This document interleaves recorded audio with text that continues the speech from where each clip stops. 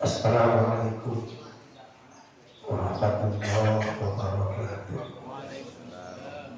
Ya, alhamdulillah, alhamdulillahilladzi jama'ana fi hadzal masjid al-ma'mur bis-salamah wal 'afiyah min kulli baliyah. Asyhadu an la ilaha illallah wahdahu la syarika lah wa asyhadu anna Muhammadan abduhu wa rasuluhu la nabiyya ba'dah. Allahumma shalli wa sallim wa barik ala sayyidina Muhammadin sayyidil mursalin wa imamil muttaqin wa ala alihi wa sahbihi ajma'in. Amma ba'du fa ya ibadallah, usikum wa nafsi taqwallah bi ta'ati rasulih. Fa'azallahu yahdiyana ila siratin mustaqim. Amin. Wa ja'alana min ibadihi salihin wa ja'alana jannatahu jannatan na'im. Alhamdulillah rabbil alamin. Ya jemaah kuliah subuh, mudah-mudahan ibadah yang akan kita lakukan salat subuh berjamaah diterima oleh Allah Subhanahu wa Ta'ala, menjadi subuh yang terbaik dalam kehidupan kita. Ma'asyiral muslimin, jamaah kuliah subuh, tidak terasa kita berada di pertengahan bulan Sya'ban. Perasaan tahun kemarin juga saya kebagian di bulan Sya'ban. Sebelumnya karena saya bahas tentang kejadian-kejadian di bulan Sya'ban, di antaranya perbedaan arah kiblat. Itu jamaah juga sudah mengingatnya. Sebelumnya ayat tentang sholat. Inilah bulan, karena ini kondisional saja, sebelumnya saya sampaikan tentang Sya'ban, di mana bulan Rasul banyak melakukan puasa sunnah dibanding 11 bulan lainnya. Makanya Usamah bin Zaid bin Harithah pernah bertanya kepada Kanjeng Rasul, "Ya Rasulullah, lam araka tasumu syahran min asyhuri min Sya'ban." Saya tidak pernah melihat kau berpuasa sunnah melebihi bulan-bulan lain di bulan Sya'ban ini. Bahkan kadang sampai Rasul full puasa sunnah di bulan Sya'ban. Apa kata Rasul? Salah satu jawaban beliau, "Jalika syahrun yadkhulun nas anhu bainal raja'i wa Sya'ban wa Ramadan." Ini Sya'ban, bulan yang sering dilupakan manusia karena diapit oleh 2 bulan mulia.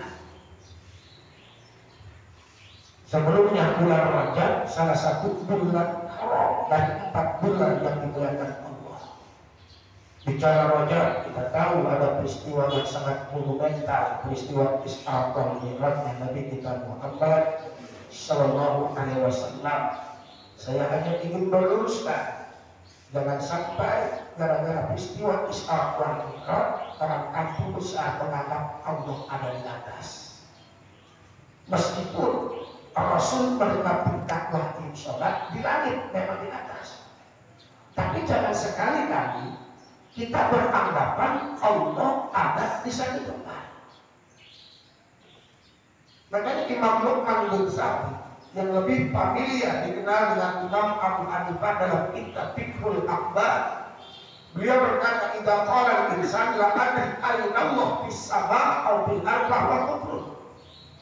Kalau ada orang kampung besar ngomong begini nih, "Gua nggak tahu ini Tuhan di langit apa di bumi ya?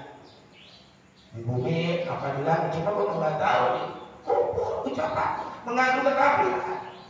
Imam Abu Hanifah. Kenapa? Karena ketika dia sudah beranggapan Allah di langit atau di bumi, kalau di bumi di langit, berarti dia sudah beranggapan Allah ada di satu tempat. Makanya Sayyidina Ali karramallahu pernah ditanya dalam kitab Al-Farqu Bainal Firaq, Sayyidina Ali pernah ditanya, "Aina Allah?" Di mana Allah? Apa jawab Sayyidina Ali? "Innal ladzi ayyana aina fala yuqalu lahu aina." bertanya Allah di mana? Karena yang menciptakan di mana adalah Allah. Sayyidina Ali juga pernah ditanya, kaifa Allah, bagaimana Allah? Kata Sayyidina Ali, innal ladzi kayfa qala yuqalu lahu kaifa. Allah yang menciptakan bagaimana, maka nggak boleh kita bertanya Allah bagaimana. Karena ketika kita bertanya di mana Allah, berarti kita sudah menganggap Allah ada di satu tempat. Kalau kita bertanya bagaimana Allah, berarti kita sudah punya anggapan Allah dalam satu keadaan. Padahal sebelum langit ada, Allah sudah ada. Sebelum bumi ada, Allah sudah ada. Sebelum depan belakang ada, kiri kanan ada, Allah sudah ada. Maka jangan sampai kita beranggapan Allah ada di satu tempat. Ini mencederai firman Allah. Laisa kamitslihi syai'un. Bahkan kita diajarkan oleh ulama-ulama kita bahwa sifat Allah mukhalafatu bil amadis. Makanya Imam Junnun al-Misri membentengi jauh-jauh hari karena tasawwar dari dalika Allahu bi khilafi dalika. Kalau terbersih di otak kita, Allah begini kali ya? Enggak begini. Allah begitu kali? Enggak begitu. Allah begitu kali? Enggak begitu. Pokoknya apapun yang terbersih dalam otak kita tentang Allah jauh dari pemikiran kita. Udah Allah ada titik. Ini bulan Sya'ban banyak dilupakan karena diambil antara bulan mulia. Setelah Sya'ban adalah Sayyidus Syukur Ramadan. Di situ ada maghfirah, ada rahmat kemimanan. Di situ ada nuzulul Quran. Bahkan Allah berikan fitur fresh yang namanya Lailatul Qadar khairun min alfi syahr. Maka pantas kalau Rasul mengajarkan doa, Allahumma barik lana fi rajab wa sya'bana wa balighna Ramadan. Konteks bisa sampai sini doang itu, cuma kita beri tambah-tambah ini. Tuh, enggak apa-apa. Selagi doa itu baik. Jadi Rasul di bulan Sya'ban itu yang beliau lakukan adalah perbanyak puasa dari tanggal 1. Makanya kita yang kemarin masih punya utang puasa, lantaran mungkin sabar, cuma sabarnya nggak terlalu bulan, tetap berbulan masyarakat, sabarnya sampai ke Cirebon, belum bisa digantikan di bulan ini.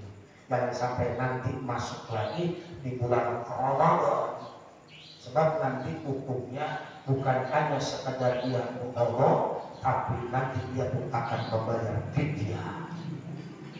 Ayo, masih ada 15 hari ke depan. Yang kedua, kenapa Rasul banyak melakukan amalan puasa? Kata Rasul, di bulan ini turbaul amal, diangkatnya amal kita. Makanya Rasul lebih senang pauhidku ayyurfa amali wa ana shaim, kata Rasul, saya senang kalau seandainya amalan saya diangkat itu saya sedang berpuasa. Ya, amal-amalan kita ini dilaporin, ada laporan tahunan, ada laporan mingguan, ada laporan harian. Kalau laporan tahunan itu setahun sekali, ya di bulan Ramadan, di bulan Sya'ban. Di bulan Sya'ban ini dalam hadis Mu'adz bin Jabal, kata baginda Rasul, lihat Allah ila jami khalqihi, Allah memperhatikan umatnya. Wayaghfiru li jami'i, dan Allah mengampuni hamba-hambanya yang beriman. Cuma ada dua yang tidak dapat ampunan Allah. Tatkala amalannya itu diangkat, ditolak. Yang pertama ada lil musyrikin, orang-orang yang menyekutukan Allah. Sholat merajin jungkang-jungking, tapi nanyanya mintanya amat dukun kendi. Sholat merajin, puasa sunnah rajab merajin, tapi percaya sama jimat. Boleh ditolak, untuk ditanggalkan itu. Yang kedua, bermusahin, orang yang masih pada bongkeran, kalau bahasa sini mah masih pada sengkek, masih pada laceng, gara-gara 14 Februari beda warna, beda bendera, beda pilihan, sampai seiki mulai baik bulan baik, masih pada merempeng. Tuh kemarin diangkat, tuh amalannya tertolak. Kenapa? musahid, masih ada rasa dendam mengkerana hati. Usah pada kita jarang ada. Udah kalaupun saudara-saudara kita punya salah, kita maafin, lebih gentle lagi. Kita kita yang mau minta maaf duluan. Perasaan gue mau kasih masalah gue berbiasa perasaan. Aku ngikutin perasaan dasar gue bener bukan apa kata kita, bener itu apa kata Quran, apa kata hadis baru bener. Kalau bener menurut kita mah bener sepihak, nggak objektif. Ya, mudah-mudahan amalan-amalan kita ketika diangkat kalau pertama sahabat itu diterima oleh Allah Subhanahu Wa Taala.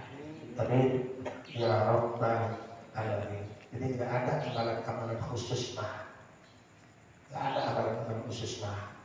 Tapi banyak melakukan sholat malam, zikir, nggak apa-apa itu. Nah jemaah sekalian, itu sebelumnya tentang Syaban, hanya untuk mengingatkan saja flashback ke belakang tahun lalu tentang Syaban.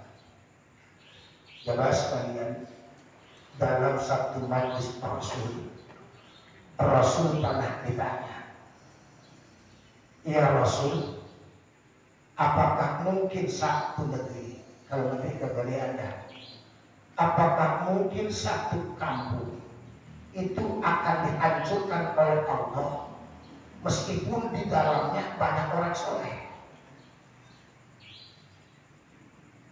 Apa mungkin di kampung itu dihancurkan oleh Allah meskipun di dalamnya banyak kiai, banyak ustaz yang saya patah? Kalau bahasa kitabnya atuhlaqul qaryatu wa fiha salihun. Ya Rasulullah, apakah satu negeri, satu kampung dihancurkan oleh Allah meskipun di dalamnya orang soleh? Apa jawab Rasul yang bikin sahabat merinding? Kata Rasul, nah, tuhlaqul qarya wa fiha salihun. Ya, kampung itu bakal dibinasakan oleh Allah, bakal dihancurkan oleh Allah meskipun kiai dingsaikan di kampung itu.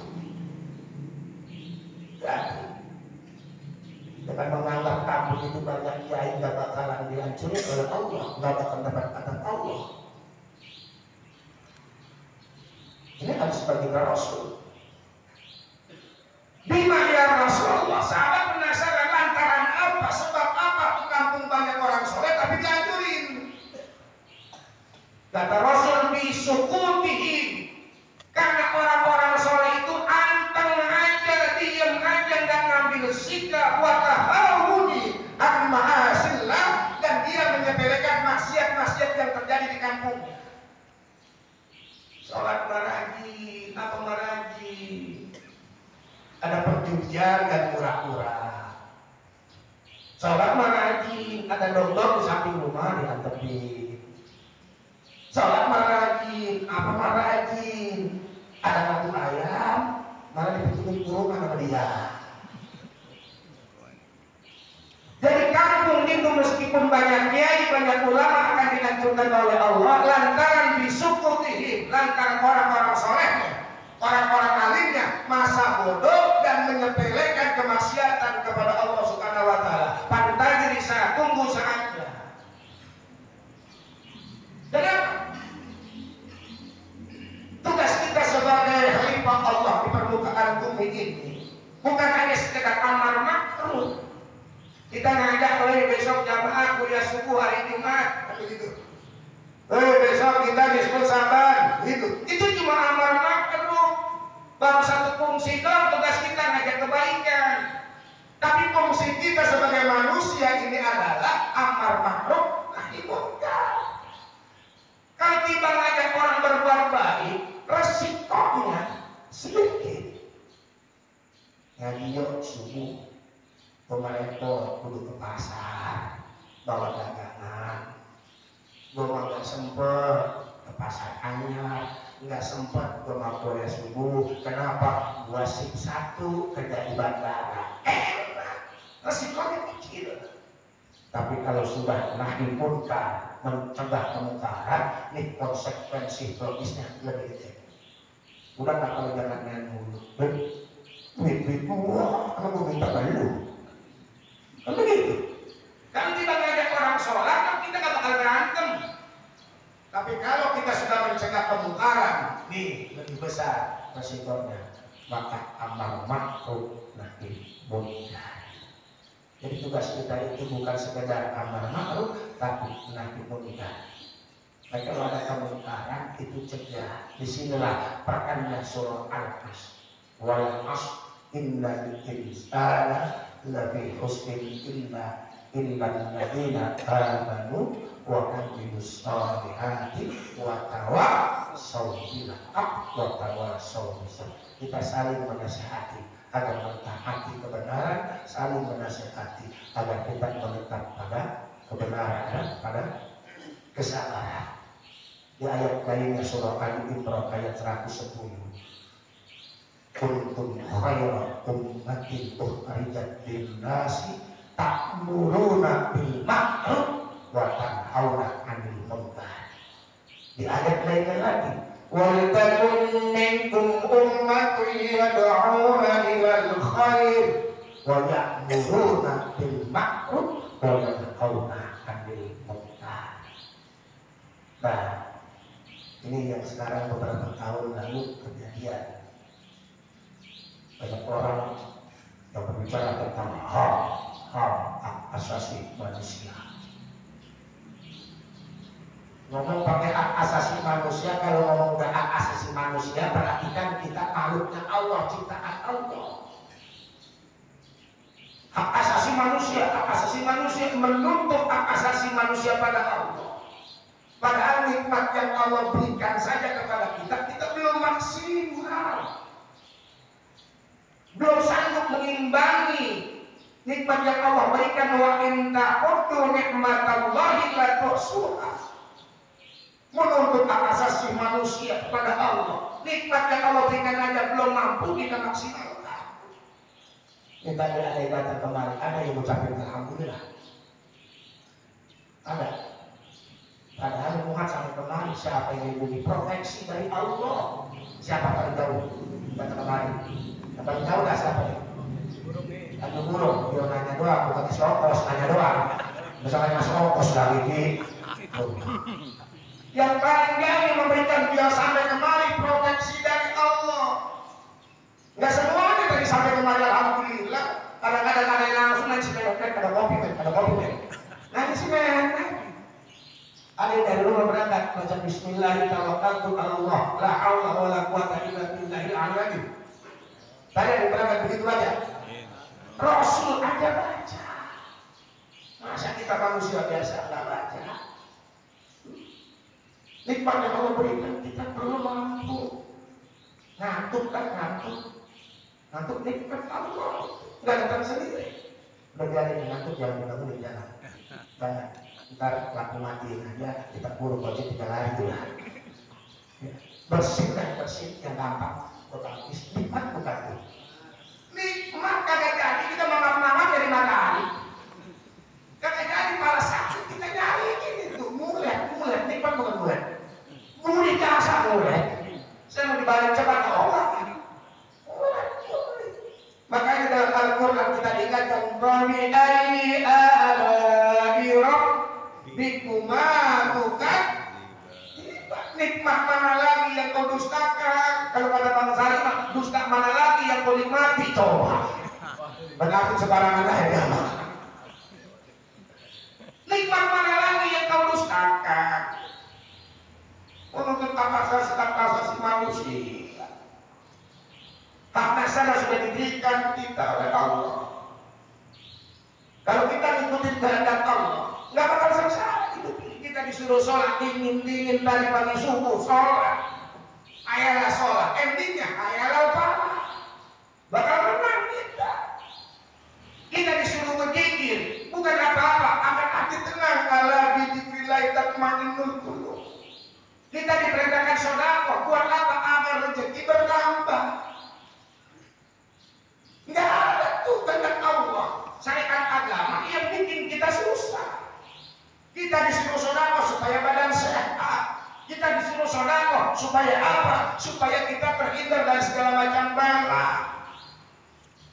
Bisa jadi kalau kita harusnya ketabrak sama serempet mobil, gara-gara kita sedekah nggak banyak, goceng itu kita kembaliin 2.000 ke dia. Atau nanti ketabrak mobil, kagak jadi. Karena sedekah itu bisa mencegah bala. Jadi jangan membunuh hak asasi manusia. Ramai tahun kemarin, saya sempat bikin tulisan itu.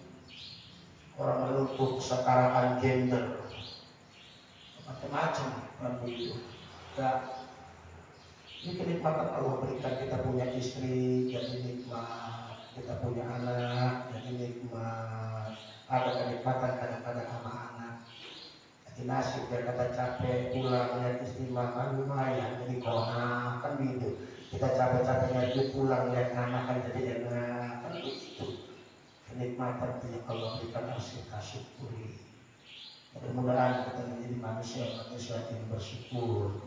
Syukur terhadap nikmat Allah, kita aplikasikan ibadah kepada Allah Subhanahu wa Ta'ala. Makanya Allah ciptakan ini semuanya berpasang-pasangan. Ayatnya juga dimulai dengan kata subhana. Subhanalladzi khalaqal azwaja kullaha. Berpasang-pasangan. Ada langit, ada bumi, inna fi khalqis samawati wal ardh. Ada daratan, ada lautan. Kalau timbang daratan doang ada lautan, semua kasihan gak maju-maju di bagang. Nggak ada di bagang. Ini ada daratan, ada lautan. Ada laki, ada perempuan. Nggak ada bencong, nggak ada. Nggak ada. Kalau banci ada. Islamnya juga, tapi itu tidak ada. Jadi ada laki, ada perempuan. Ini yang akan saya bahas nih. Ya, karena ternyata kutukan Allah itu ada 7 Pak. Allah mengutuk manusia itu ada 7 golongan. Mudah-mudahan kita nggak termasuk nih. Biar bisa dibawa pulang nih. Jadi manusia yang dikutuk oleh Allah itu 7 dalam hadis baginda Rasul yang sangat banyak. Mudah-mudahan 7 menit. Saya capek banget, serak belum tidur, asal giliran ngaji ya juga sudah tidur. Malam habis dari keras ke Pangkalan, emang di rumah ada istiqalan bocah. Lamanya makin nakal di recehan. Terus nyawa recehan bisa takal-takalin aja udah. Heran. Kata saya nyawa ada yang capean ini. Iya. Anggap panen apa ya? Orang takar-takarin dulu, akhirnya nggak sempat tidur. Kata saya, Bang Salih temenin saya, nah jangan pulang dulu. Tuh, ini satu, ini yang pertama kutukan Allah. Yang 6 dikutuk cuma 1 kali, tapi yang 1 dikutuknya 3 kali. Jadi ada 7 golongan manusia yang dikutuk oleh Allah, yang 6 dikutuknya cuma sekali, yang 1 diulangi 3 kali. Apa kata Rasul? Mal'unun man amila amala qaum. Diulangi lagi Rasul, mal'unun man amila amala qaum. Mal'unun man amila amala qaum. Dilaknat, terkutuk orang yang melakukan perbuatan seperti perbuatan kaum Lut. Alhamdulillah 3 kali dikutuknya, dilaknatnya 3 kali. Makanya kalau ada saudara-saudara kita yang begitu, jangan dijauhi. Karena kadang-kadang dari pergaulan, kadang-kadang dari lingkungan. Saya punya guru saya punya pesantren. Itu pesantrennya semuanya isinya bencong semua. Bencong semua. Bahkan saya dulu 5 tahun punya grup pengajian Al-Ajiyah, isinya lekong semua. Iya, banyak yang menciptakan. Bahwa lekong diajar-ajarin. Kalau bukan kita jauhi. Mereka justru lebih lari dari agama. Alhamdulillah 5 tahun ada yang kembali back to nature, kembali normal lagi. Kali kuntil bininya normal, ada yang berangkat haji. Kalau mereka kita nggak rangkul, makin tahu mereka. Pesantrennya di Jogja, semua sempat dibubarkan karena gara-gara LGBT. Ditanya kenapa bikin begitu? Kalau bukan kita, siapa yang mau ngajarin kita? Mau ngajarin mereka? Kalau mereka dibina, dijauhin, makin jauh dari agama. Padahal kita adalah amal makhluk, ngajak kebaikan. Itu normal semuanya. Saya mulai dibubarkan di Jogja. Emang banyak di Kalimunya. Bang Saleh pernah saya ajak. Pernah dibikin toket,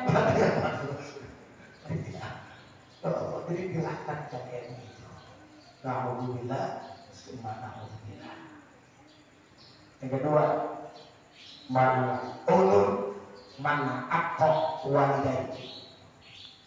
Terkutuk dilaknat orang yang durhaka sama orang tua. Padahal kan durhaka sama orang tua luar biasa kan. Tapi dilaknatnya dikutuknya cuma satu kali. Tapi kalau yang tadi mal'unun diulangi 3 kali. Tapi kalau durhaka sama orang tua dikutuknya cuma sekali, padahal dosa besar. Maka jangan sampai kita durhaka sama orang tua.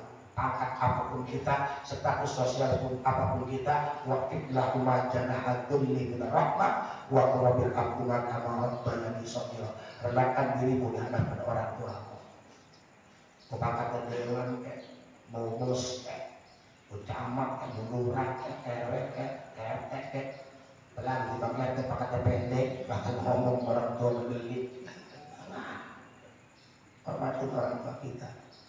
Bahkan Imam Sufyan Ats-Tsauri berpesan, Pak, jangan sekali-kali bermakmum sama orang yang imamnya ngeloncong orang tua. Imam Sufyan Ats-Tsauri bukan saya, Pak.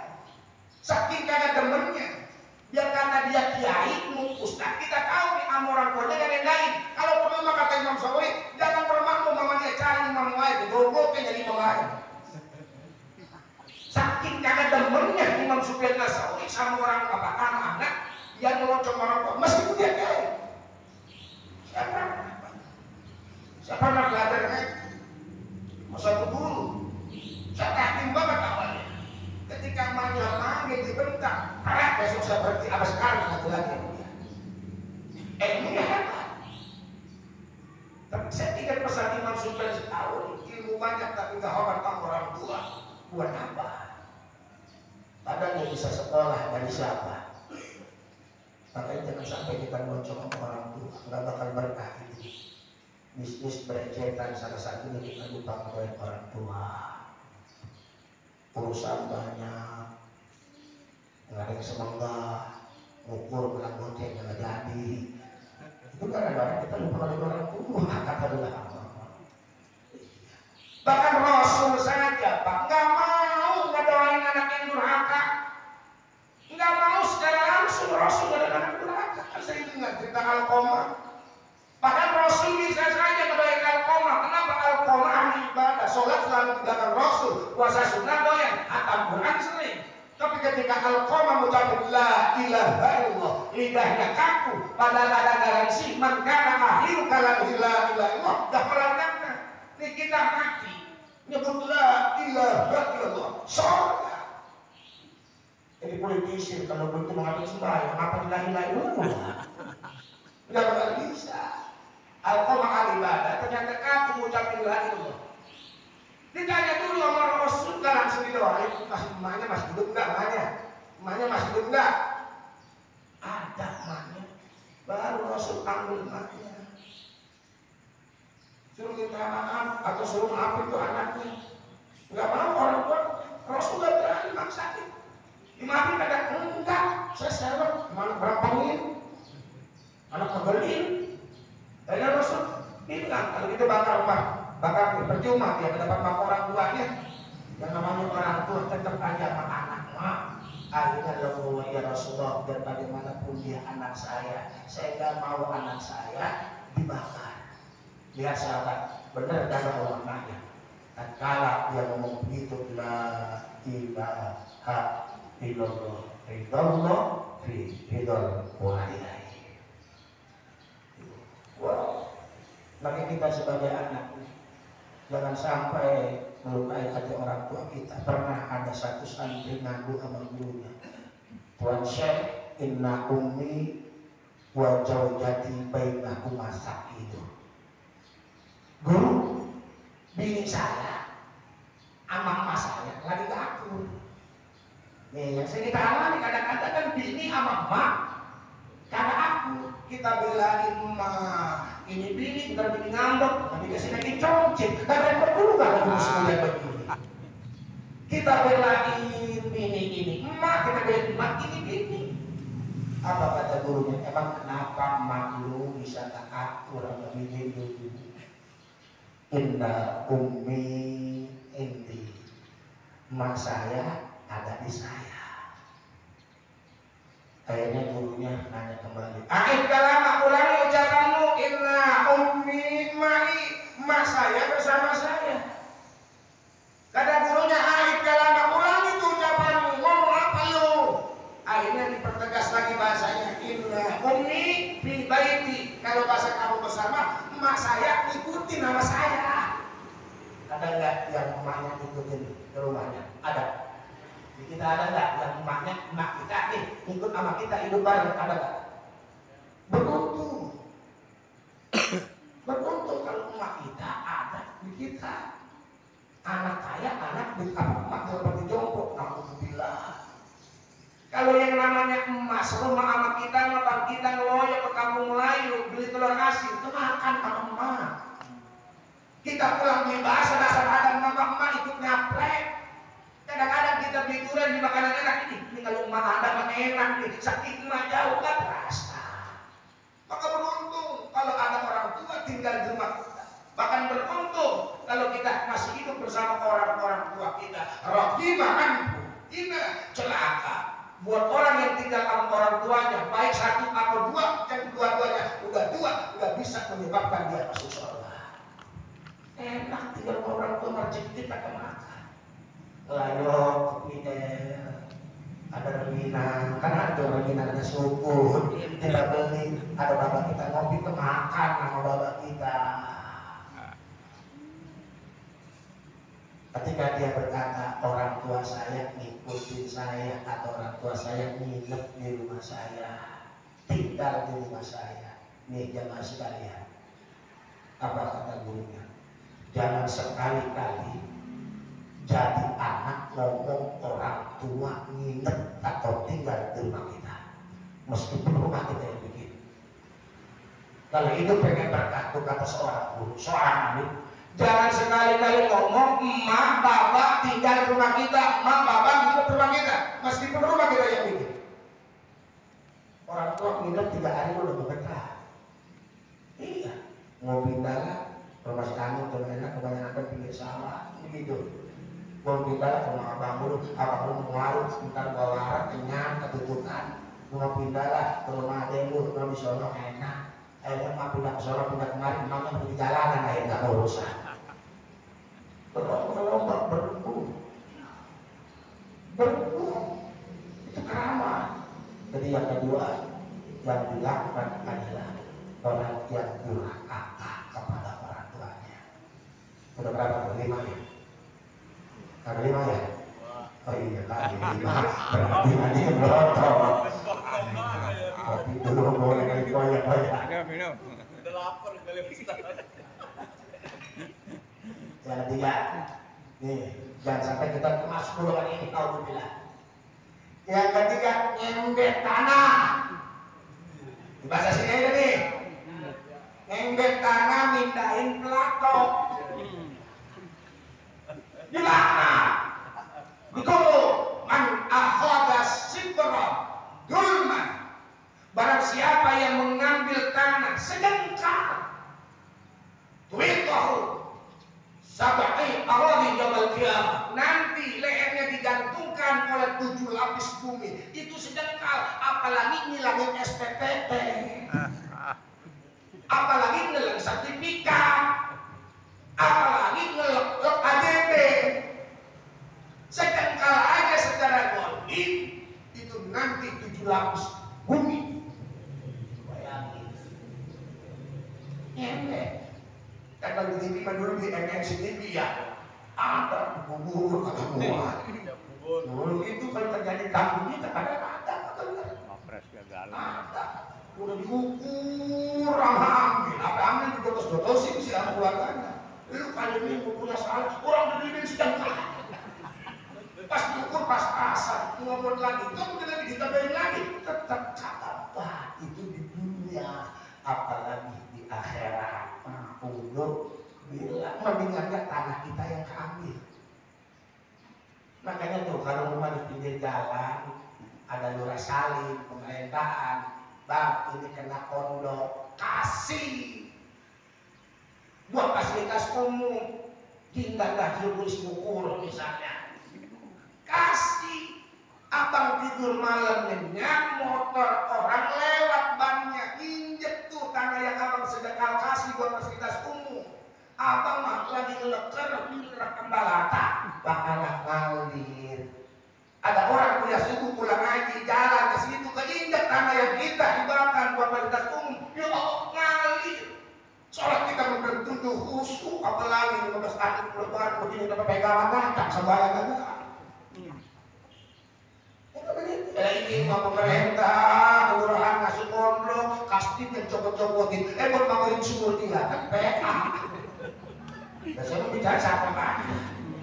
Iya, karena kondom dibongkar-bongkarin menjadi pindahin ke batunya. Ya, bikin nanti gantungan tanah itu lapis bumi. Makanya beruntung kalau aku punya tenaga kita diminta buat fasilitas umum, kita tidur nyenyak. Nggak terasa tuh saudara-saudara yang kayak begitu. Jangan pasti dibongkar-bongkar. Rondok dibenahin ke batu. Digali ke kandang ayam. Ya, gali kuburan yang lebih dalam yang terasa. Pak, tadi 3. Ya, yang keempat, memotong hewan bukan karena Allah. Kalau bahasa kita sesajen dah. Motong aja betul, tapi bukan selamatan, bukan buat makan, tapi dibuat ancak. Oh iya. Motong aja pakai bismillah, itu sudah bismillahirrahmanirrahim. Tapi dibuat ancak, dibuat sesajen. Ini lagi disebut menyebutkan Allah. Mal'un bilakna. Singkat enggak. Sambung. Ya, 5. Saya belum itu ini. Ya. 5 nih. Ya. Yang kelima adalah man atas syai'an minal bahai. Orang yang mendatangi hewan dengan hawa nafsu, kuyuh di bebininya. Lah kan sekarang zaman udah ada kadang-kadang kambing beranak dia. Mukanya mirip sama orang sini. Itu mungkin ada orang iseng.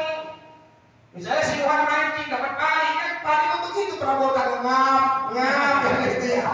Dia hanya betul kayak mesti. Kan pari itu begitu. Kalau sudah dapat pari ngap itu balikin.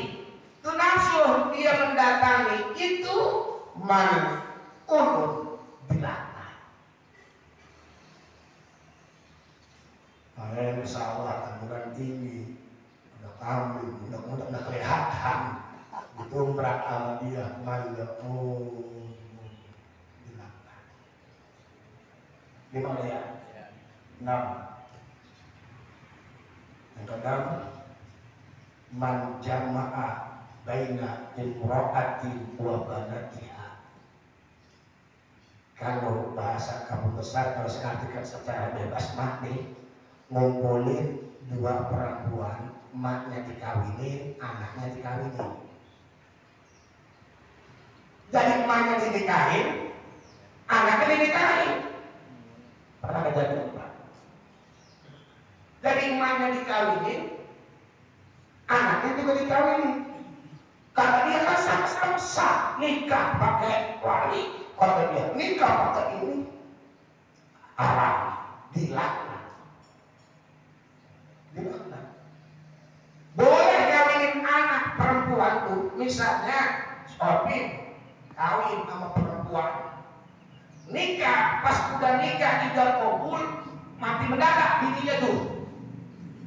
Bininya mati mendadak, atau sama bebek dan misalnya tuh pas kali lagi bininya kemudian jadi mati tuh.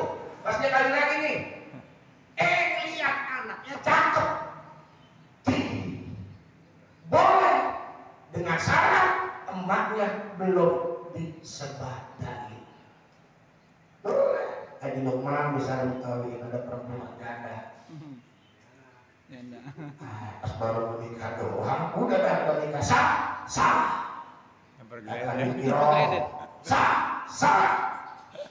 Anaknya pulang dari jauh, itu siapa? Anak saya. Udah dah lu buat cari boleh. Kira kawin gua anaknya. Boleh. Kenapa?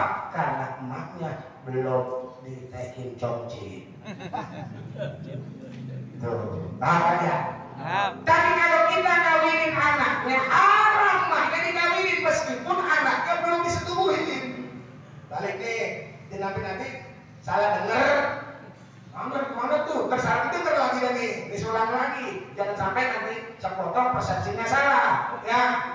Kalau emaknya kita kawinin dengan syarat boleh kawinin anaknya, emaknya belum disebadanin. Tapi kalau anaknya kita kawinin, biar kata anak itu belum disebadanin, belum ditidurin, haram nikahin emaknya. Kenapa? Karena emaknya sudah jadi orang tua kita. Karena mertua adalah orang tua kita. Ada yang membolehkan. Kalau ada orang yang membolehkan perempuan anaknya dikawinin, emaknya juga dikawinin, itu Syiah. Syiah waktu kawin kontrak dia mau masih kebun ini jangan sampai keliru. Kalau emaknya mah kudu ya, kalau belum disebadanin boleh kawinin anaknya. Tapi anaknya dia kata belum disebadanin haram kawinin emaknya yang terakhir. Untuk 7 doang. Kalau pada 26 apa panggil lagi. Ya, 7. Man ata imro'atan fi duburiha. Ngegauin istri dari belakang, dari duburnya, boleh. Ya. Fi duburiha. Enggak boleh. Jadi enggak boleh menggauli istri dari arah belakangnya, dari duburnya. Ini pakai hurufnya pakai pi. Tapi kalau pakai min duburiha itu dari arah dubur boleh, tapi ujung-ujungnya mah kemaluannya. Modelnya doang gaya saya bedil dari belakang. Iya. Jadi kalau soalnya kalimatnya man ada imro'atan fi duburiha pakai huruf jadi huruf fi. Nggak boleh kalau yang didatangi istri kita itu objeknya dubur, nggak boleh. Tapi kalau min duburiha itu arahnya, dari boleh dari belakang arahnya dilepang sedikit, tapi tujuannya mau farji, itu boleh. Maka ketika Sayyidina Umar bin Khattab bertanya, kata Rasul, akbil wa tahkil haido. Silakan Umar, mau dari depan, silakan dari belakang, tapi yang penting mah objeknya, kemaluannya, dan hindari jauhkan orang-orang yang nggak boleh. Jadi kalau menggauli istri dalam keadaan aku terus tembak belepotan. Nggak boleh. Jangan. Bukan nggak boleh cuma sekedar dosa besar. Kalimatnya mal'un, dilaknat, terkutuk. Na'udzubillah, summa na'udzubillah. Nggak boleh tuh. Masalah gaya akan boleh, terserah. Bisa hukum arsulakum faktuh arsakum annasitum. Istrimu adalah ladang buatmu, terserah mau caranya bagaimana. Atau rumputnya dulu dikorekin, entar baru macul, bodoh amat, itu terserah.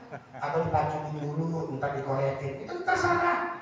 Atau macul sambil ngorek, itu jadi ini saja kita sampaikan, intinya 7 hal yang dilaknat, jangan sampai kita termasuk yang ini. Alhamdulillah. Assalamualaikum warahmatullahi wabarakatuh.